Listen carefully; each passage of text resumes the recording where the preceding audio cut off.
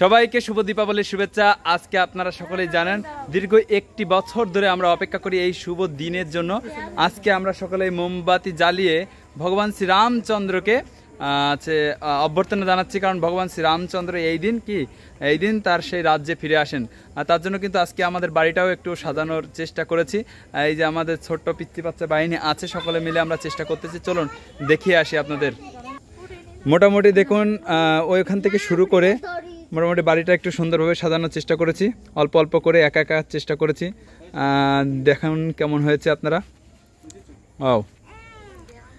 এটা হচ্ছে বিন্দু দেবীর স্থান। বিন্দু দেবীর এখানে সাজানোর চেষ্টা করেছি।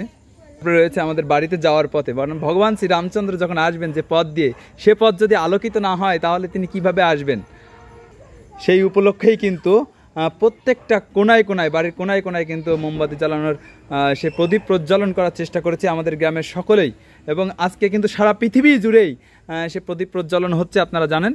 তো ভিডিওটি কেমন লাগলো অবশ্যই আপনারা কিন্তু কমেন্ট করে জানাবেন। ধন্যবাদ সকলকে।